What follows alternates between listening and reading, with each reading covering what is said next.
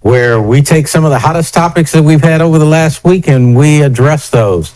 The hottest topic for this past week has been the Democratic National Convention. Boy, was it something. I have not talked to one person that was disappointed in what has happened at the Democratic National Convention. Before we get started, I want to give kudos to Linnell and Carl, huh? Linnell Taylor? Linnell Taylor. Yeah, I'm glad you said that. I was going to call her Thompson. Linnell Taylor and Carl Booker and Avisa Studios is where we film. So I'd like to give them credit. And in the audience, we've got Vanita Williams, and I'd like to say hi to her as well. But let's get into this. This national convention, I don't know who put this together, but they should get a lot of credit because I've seen a lot of national Democratic conventions. I've seen a lot of Republican conventions. I've seen a lot of award shows. I've seen a lot of these type of productions, but I've never seen anything like that was done on this particular week for the Democratic National Convention. It made everybody that I know that was a Democrat, it made them proud. Mm-hmm. Made them proud. Any of you want to jump in and talk about any of the highlights that you saw? You know, I was up all night with them, 4 nights a week, and so. But this is the first convention where my staying up all 4 nights was something that I wanted to do. Right. And I was so excited. You know, first of all, the roll call. Oh, Let's talk about that roll call. Let's talk about the roll call. For a moment there, I thought it was a big concert. DJ Cassidy. And then I realized, I said, no, they're doing the roll call. And it kind of took out some of the staleness of that process. Right. To where you had music representative of all of the delegates there. And it really made it interesting, especially, I think I posted to you guys, the contrast between that roll call and the RNC's roll call. It was very, very stale. Yeah. But I was excited for the roll call. I didn't pay attention. I didn't understand at first why California and what's the other state that Minnesota they passed. But after I realized then it dawned on me at the end, they wanted to push her over the threshold. Right. So there was just a lot. There was a lot to learn. The speeches. Oh my God, the speeches. So wait, hold on. Before we leave the roll call, did you see Little John? Yes, Little John. I think was symbolic. Yeah. Because he was on Celebrity Apprentice. That's correct. And I don't know what went down between him and Trump, but to see him come out and really get into the roll call, it tickled me because I knew that there was an issue between him and Trump.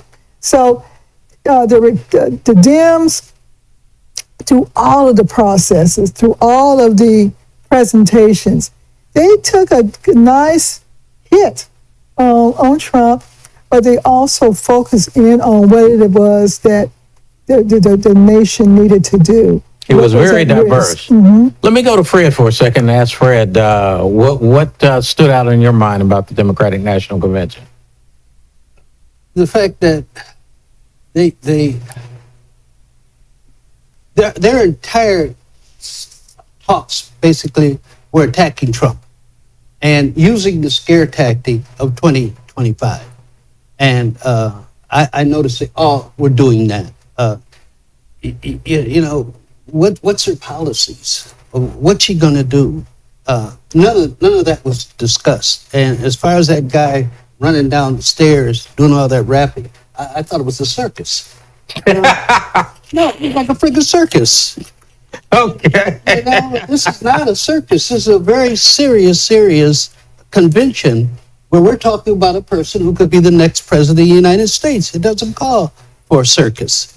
And I know why they were doing that, is because there was no excitement behind her getting the nomination, because she already had it.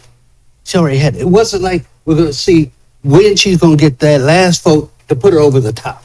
There was no competition. There was nothing. And if you go back and So it didn't impress you. no, it didn't. No, the whole some of the speeches did. Okay. I'll tell you, Which speech impressed you? Michelle. Okay. Man, that lady's got charisma. She should be running for the presidency instead of Kamala. She has a lot of charisma. So I was very impressed with her. What did she say? I don't know, but as But let me say, go ahead. and I think you said this somewhere. Don't pop the cork yet. Right. You know, Right. her boost from that convention was only like less than 2 points. Her boost was less than 2 points. It should have been a lot better than that. Okay, we need to take a break here because seems as though we have No, I see what you were saying. We can't take a break. What she was saying here was, I'm gonna let you come back, but we had some folks from San Antonio who were presenting, and one of them was our sheriff Salazar. Oh, So yeah. we want to go ahead and give him a shout out, and then of course one of the mothers from Uvalde, she spoke. So we had Right, some yeah. Texas representation on that stage, people that we knew. Yeah, I was looking for someone maybe from our side of town here in San Antonio, but I didn't see anyone. So I was shocked when I saw Salazar. I mean that's What did he say? I didn't see him. Salazar evidently went down to the border with Trump, and how he said that he didn't do anything really to encourage the officers down there. He really didn't do anything, in contrast to where when Kamala went, she really got engaged with what was going on down there, and even went into Mexico in some cases to try to figure out how to stop the border crossings. This is going to be, I think, one of the ugliest campaigns in our history, going all the way back to Andrew Jackson. How so? Because they're going after each other. They're going after each other. They're attacking each other. Not issues. They're not going after issues. They're not telling us why this is going to be a better place through what I do. They hit at it, but they always come back. She went after Trump just the way Trump goes after her. And it's like it's gotten to a competition. A tit for tat. Who could demean the other the most? Right. And all those people who are up there, they're attacking Trump. They're attacking Trump. I'm afraid what they're doing is they're solidifying Trump's support. Because I don't know if any of you ever listen to C-SPAN in the morning. You should. And the people who call in, they do a call-in program. And man, these Trump supporters, they're angry. Angry at what? Oh man, at the way this thing is turning out. They are attacking, just like Trump, they're attacking Camilla. They're really going after her. And after For what? For what reason? Why are they attacking her? I won't even say what one guy said on there. You want me to say what he Please. said? They cut him off. She said, okay, she was dating so and so, and then she put on the kneecaps for Willie Brown. They cut her. That's the mentality, man. That's disgusting. But you know, and I don't want to see us get in the dirt. In fact, someone has said now, yeah, Michelle told us when they go low, we go high. No, we're not going high anymore. We're going low. I said, okay, you'll get right in the dirt with them. And I'm not saying both sides are doing it. I think my commentary is on the direction this election. And I would agree with you. As Trump makes personal attacks, Kamala should be, number one, basically saying, I'm not going to go to the personal attacks with you. I'm going to go higher. No, I'm going to talk about issues. That's right, but I'm that's gonna going talk- higher. yeah. but I think that if you listen to her rallies and stuff, that she has started presenting more of what she's going to do for America. She's already talking about going after this price gouging, especially on housing. So she's already starting to slowly introduce what she's going to do for America. In the meantime, Trump is still whining. He's still attacking. he's still saying what he I'm sorry, this fly. That's okay. Linnell, can you come get your cousin? He's messing with us on the set here. So she is talking about what she wants to do for the country, and I don't blame her for saying that if we don't want to have another 4 years with Trump. Right. Because I have to recall that when Biden took office, it was a sigh of relief. And this Project 2025 is a serious deal. It's not. It is a It serious. is not. They are using a scare tactic with the Project 2025. Anyone who knows the built-in protections of this government knows that Trump, if he's elected, can't do that. And I don't like them using that as a scare tactic. Tell us the positive things that you're going to do. Don't get down in the dirt and do that stuff. That thing's not going anywhere. Project 2020, it's working for them. Okay, it's working. It's working for them because people are tying it to Trump, and they got Trump where they want him. He's on the defense. Who's they? The Democratic Party, the strategists. Okay. They got him on the defense, and you know when you're on the defense, you're gonna lose in politics. You know, and it's hard for him to get off that, so they keep badgering us with this 2025. Let me ask you a question. Yes, ma'am. I'm going to go there because I think it's the white elephant in the room. How much have you looked at that document? How much have I looked at it? Uh-huh. I've looked at it enough. I mean, are you questioning my capabilities to talk about it? I think that's what you're doing. And I don't accept that. Well, I'm sorry you don't accept it. Well, I don't. But the Okay? reality, You don't do that with me. Well, I'm just asking a question because you've been saying that basically nothing's going to happen. But I'm looking at the cast of characters that are sitting on the Republican side right now, who is, and then these. It's a threat. Yes, it is a threat. But I would say because it is a threat, I look at the possibility of it really being enacted versus it will never be enacted. But he's already said that day one, if elected and upon inauguration, he's going to be a dictator for one day, which in his mind, for life. So there's something in that document, there's something going on behind the back scenes saying that this is a real threat to our democracy. And Bill Clinton, if you remember his speech, he said, I know these people. He says, don't underestimate them of what they might do with the 2020. That's a scare tactic. It's a scare tactic. It's like I hope you're right. It's like the preacher telling everybody, if you do that, you're going to hell. That's a scare tactic. So people say, well, I don't want to go to hell, so I'm not going to do that. So now, if you vote for Trump, you're going to get 2025. Oh, I'm not going to vote for Trump. Well, let me ask this. What if you're wrong? What if I'm right? I mean, come on, don't try to put me in that corner. No, I'm just saying. I don't accept that corner. I'm telling you my position. Wrong, and don't come back and tell me what if I'm wrong. Yeah, okay. Because if you're wrong, why don't you ask it the other way? Why don't you ask what if you're right? If you're right, we're all good. Right. But if you're wrong, we're all in trouble. If we follow you. Why in God's creation do you think a bunch of conservatives can sit down and write a 900-page document that's going to do away with a country that has been firm for 200 and something years, and when the South tried to break up that country, they lost. But that's why they lost. The North told the South, you can't leave, and they went down there and beat their butts and said, now you're going to stay. Okay, but this country is secure. You would have to have all the generals. You would have to have all branches of government. Dictators rule because they control the military. But that document talks about how they would go about making sure that those things would happen. So Congress is going to sit around and say, go ahead, bro, Trump, go ahead and do that. No. Think Congress could just sit around and let that happen? You have to also factor in what the Supreme Court did, giving presidents immunity. So giving the president's immunity, especially when you've got someone who's a criminal. He's a 34-time felon, so he's a criminal, and you give him immunity, what's going to stop him? Presidential immunity.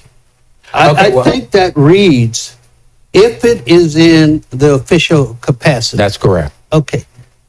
There are layers of courts that have to rule on that. Now, what you have to assume, and you can do that, that this court cares so little about the tradition and the history of this country that they're going to let Trump do that. That they're going to vote for Trump just because he put them in a court. Now, there might be one who will do that, Clarence Thomas, but I think the rest of them may not do that. They will say no. So let me say and this. a perfect example of that is 1954. Okay, we're going to kind of close up this, and we started off talking about the. We got way off topic. We got way off topic, but I want to give each of you again, as I did before, at least a chance to be able to talk about what you thought in the Democratic National Convention that really set it apart from everything else. I know you talked about the roll call. What else? The other thing was this: family. And I'm going to go back to Project 2025 because they have defined the family as mama, husband, wife, children. Husband goes to work, wife stays home, and raises the kids. That's what 2025 says. Yes. Right. What I saw this past week was family. I saw spouses supporting each other. I saw the kids supporting mom and dad. I was really excited. I was really excited to see this blended family that Kamala's in. I was really excited to see the Walsh family, especially the discussions now about individuals who are neurodiverse. And so just the family piece was there. And it was exciting to see that. Now, when I went to the RNC and looked, I didn't see that type of excitement from the families. Okay, let's go to Fred. I saw a convention that had some dynamic speakers, that made some fantastic speeches, but I have probably watched conventions since, my God, I don't know. You like Clinton from 72. Even before that. Even before that. 68. 68. 64. Wow. Yeah, I watched them all. That happens. That's the purpose of a convention, is to excite the people. And they did that. They did a great job. I don't like the guy running down the steps rapping and all that. I don't think that was necessary. But I think that part of that excitement started even before the convention, when Biden handed torch over to Kamala. Well, and that excitement just built up to the convention. But as I'm going to write in my editorial for the paper, let's not hit that cork yet. Right. Because I'm looking at the hit she got from that convention. And so far, it's only said 2 points. Now, we might want to wait to see it comes out today and Sunday to see if it stretches. But within 2 points, you're still within error. Margin of error. Margin of error. Did she get enough push? And now the other thing is what is she planning to keep that momentum going forward? I would like to close this segment out by saying I thought, again, the convention was extraordinary. It was unlike anything I have ever seen before. And, these people only had maybe an additional 4 weeks maybe to plan for that when you were planning for a Biden convention, and now you change it to a Kamala Harris convention. And how do you make all of those changes happen within the 4 weeks? I think they did a tremendous job in doing that. The last thing that I want to say is that, well, two things. One is that I was very happy with how they were inclusive with everybody. The only thing that I was upset with is that they weren't or did not allow Palestinians to talk about their side of it. However, I do understand their side. They, from what I understand, was very scared that if the Palestinians got on stage, they might do something unscripted and derail the convention altogether. And they didn't want that to happen. The last thing that I'll say is with D.L. Hughley. I was happy to hear what he said. He said he was misinformed about Kamala Harris. He did not like Kamala Harris. He spoke ill of Kamala Harris, but he has learned differently, and he wanted to say he was sorry and to tell people that he was wrong. So with that, we'll close out Hot Topics for today. And we want to tell you this is Contemporary Black Voices telling our story. Fred, tell them. Our way. There you go. Thank you.